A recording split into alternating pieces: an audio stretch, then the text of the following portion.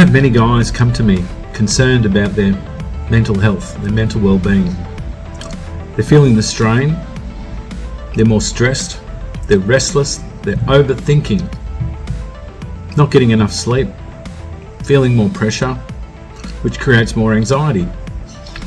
And anxiety is that old process of looking into the future and blowing out of proportion something that might have been a small concern to something that's really worrying. And that's not a good way to live.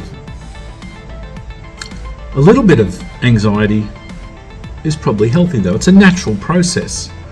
If we've potentially got a life-changing event coming, things are going to change. Of course, we're going to run the different scenarios through our head. That's a little bit of anxiety. You might be moving house, or you might be in a man in court who's facing jail. That would create anxiety. Why? Because there's a potential life-changing event coming. But it's when you've done that process of blowing things out of proportion so often, like any skill that us humans learn, we can learn to do it unconsciously. Tying up your shoelaces is a good example. Originally, you had to think about it and make the loop and go around and pull. But once you've done it 30 or 40 times, yeah, no worries. Driving a car is another example of unconscious skills. When you first learnt to drive a car, you had to concentrate. You had brakes and clutch and mirrors and laws and traffic lights and lanes and road rules. You had to focus. But again, after 30 or 40 times driving a car, it's like part of your brain at the back says, that's okay, I've got it, you can think about something else, I'll drive the car. And now you can have a conversation in the car, and as you know, sometimes you can get to work and go, I can't even remember the journey here today. Why was that? Because you were focused on, you had something else occupying your conscious mind. The driving of the car was getting done by your unconscious mind, and if something up ahead ran onto the road, you'd zoom straight back into conscious driving, get around that hazard, and then go back to unconscious driving. If you've been doing anxiety over and over and over again, part of your brain goes, that's okay, I'll do that, you can do whatever you do, I'll do the anxiety. And it starts to happen without even you thinking about it. Same with depression. So if you've picked up or you're concerned about your mental health, there's a pretty good chance you've given not the best meaning to an event, which is running that loop. Now, if you run that loop over and over again, it becomes an unconscious movement, an unconscious skill. You know the guy who's not aware of how often he swears. It's because he swears so much. Consciously, his unconscious goes, I can fucking do it. So, what have you been doing a lot of that your brain's now doing automatically? And overthinking is probably one of those things. Because overthinking is when you go right around the problem and you look at it from every angle, but you end up back at the starting point without any new insight. So you get back around the other way and look at it from a different angle. And you get back to the starting point with no new insight. Now, something to take note of. Your mind and your body are connected. One affects the other. To think it's not like that would be ridiculous. Of course they do. So, if you're overthinking, you're lying in bed at 2 o'clock in the morning, thinking, going around the think circle again, move your body, get out of bed, do some push-ups, do some sit-ups, have a shower, have something to eat, have a coffee. But do something different. Walk outside onto the footpath and quack like a chicken. It'll push those thoughts out. If you just smiled at that thought, well, just thinking about quacking like a chicken, push stuff out of your conscious mind. So mind and body are connected. So how do we on the Change Thinking program help you to turn things around? What I do is I give you a series of statements, and these are like resetting the neural pathways in your thinking. Like going back to factory settings when you were born. We give you good thinking processes, good statements that are that automatic go-to positions. And that starts the process. What we then start doing is looking at hearing those limiting beliefs. All those times when you say, oh, I can't do that, or I couldn't do that, or I don't have the skill or the talent, or I'm not good looking enough, or whatever it is. Whatever bullshit you're telling yourself is not helping. Because whatever you say to yourself about yourself, that's the program that your brain's going to run. So you've got to start listening to the bullshit that you tell yourself. And you need to rephrase it. Right? I've told this story before, but a while ago I met a tradie and I asked him a question, and he said, oh, I don't know, mate. I'm a bit of a dumbass. I left school in year 10. And I explained to him that whatever he says to himself about himself is the process or the program his brain's going to run. I'm a bit of a dumbass. Not a good belief to be saying about yourself. And here's why. If I give a mentally challenging task to someone who thinks they're a bit of a dumbass,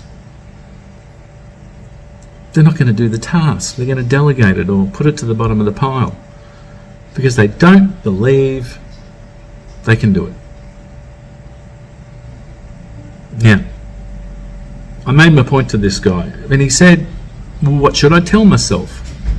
And I said, well, there's a great question. And the phrase we came up for him was this: since I left school, I've been getting smarter and smarter and smarter. Took about 3 seconds and he went, wow, that's actually true. And there's an example of telling yourself a better story. I'm getting smarter and smarter every year. Now, if I give a mentally challenging task to that guy, give us a go, I'll have a go.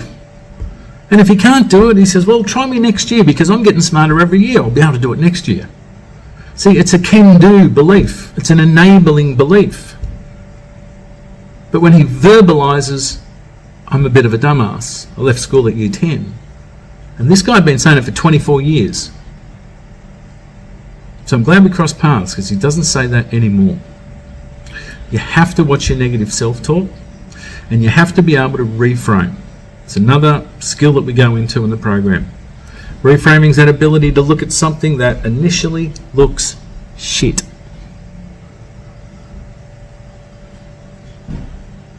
But finding some angle where that's not too bad. This is really important. If you've gone through some trauma or you've gone through a bad relationship breakup, you can frame it up as a bad thing, a hurtful, a painful experience. Or you could frame it up like it's a blessing in disguise, that you're one of the luckiest men that ever lived. And that blessing will present itself down the road, not yet. Could this be the opportunity to springboard to a new level of happiness?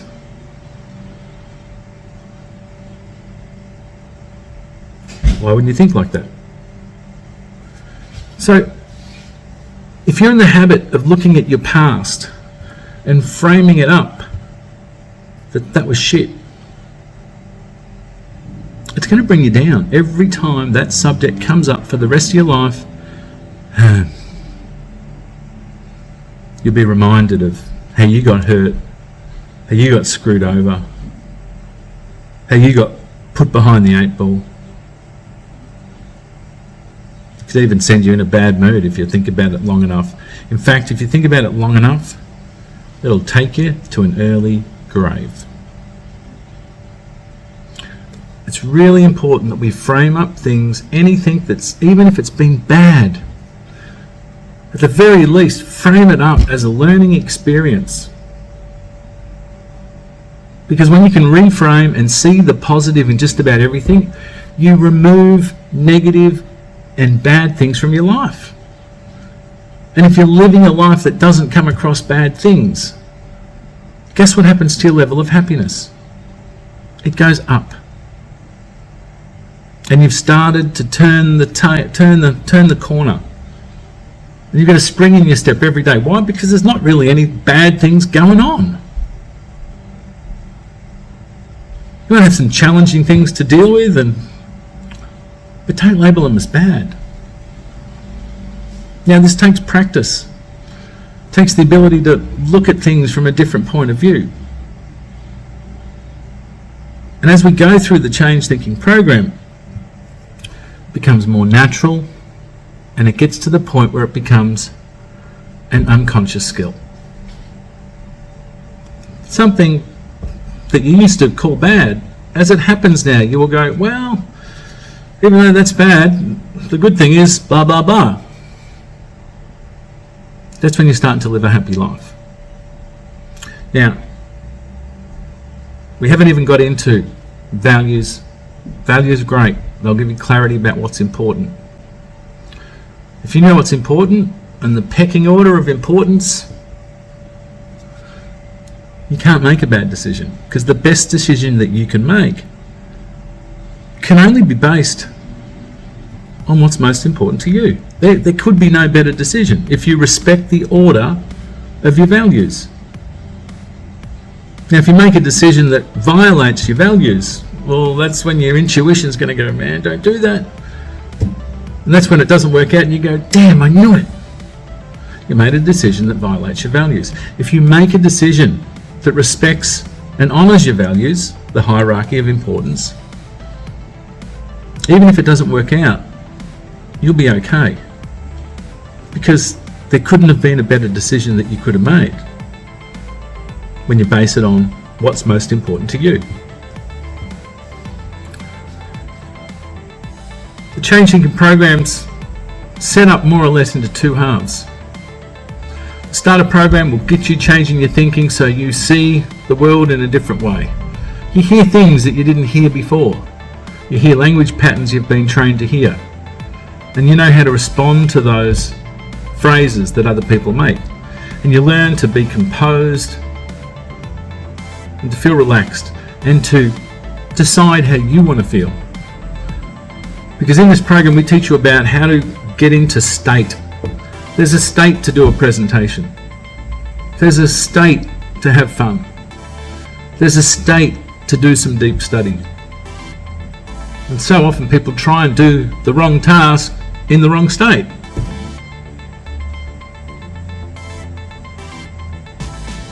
It would make sense if you're going out on Saturday night, young fellas out there looking for some company, trying to find a girlfriend. It would make sense to get into a pretty confident state. It wouldn't make sense to sit there before they go out and think about all the rejection they've had in their life. That's not going to help. And if you put the self-talk that normally goes with those guys, oh, I'm not going to never find a girlfriend. Self-prophesizing. So here's how you turn it around, your mental health. It's by incorporating your body, but listening to the words and language, not only that other people use, but more importantly, the words that you say about yourself. Because they're the most important. You need to frame things up as a good thing. And that's how you have a good life. If you're not having a good life, I dare say you've been framing up your experience as bad. And it might have been bad.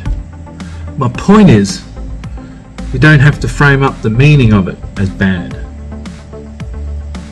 And that slowly makes an enormous difference to your self-worth, your confidence, your self-respect, your overall drive, your work ethic, and how you deal with people and how quickly you make friends. So if you want to come on this journey, take in as much content as you need to. And when you're ready, I think there's a button there where you can, I think it's called the Finally Ready to Talk to Charlie session. So I look forward to hopefully seeing you on that one soon. Take care.